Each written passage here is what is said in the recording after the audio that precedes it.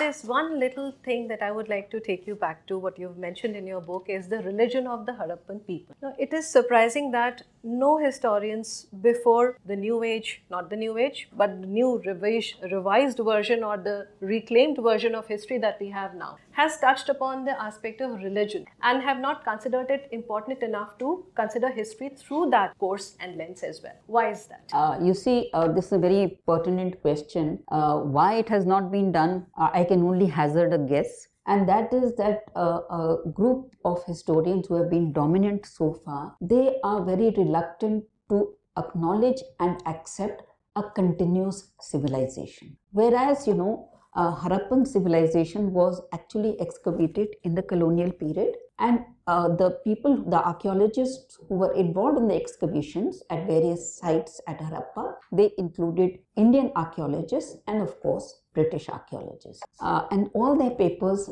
are available. Most of them are available on the net because 50 years after that you can test it.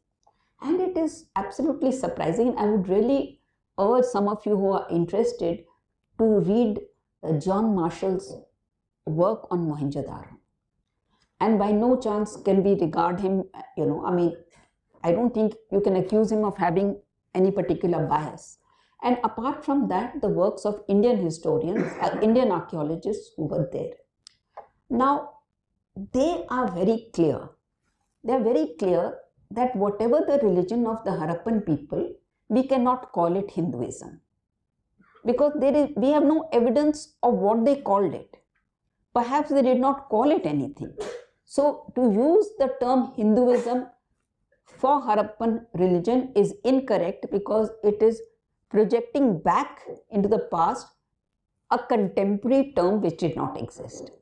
But that does not mean that we cannot find tremendous evidence of continuities.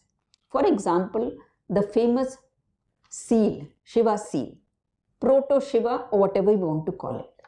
That is, and there are 2-3 seals which I have produced in my book where the Shiva is shown next to a shrine made of reed.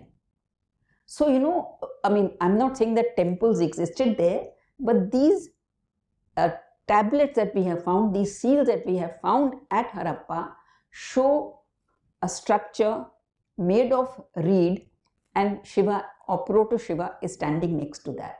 Apart from this, hundreds of Shiva seals that we have found, the archaeologists found 3 Shivlings at that site.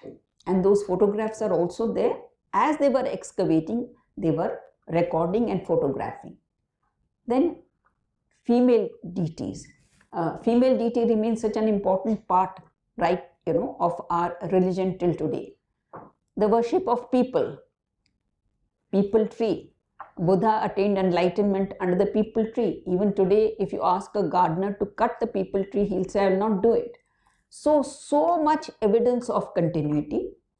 And that has led, again I'm quoting Professor Dilip Chakravarti because I think he's one of our most outstanding historians. He said, we cannot give a modern name to that religion, but we should not deny obvious elements of continuity.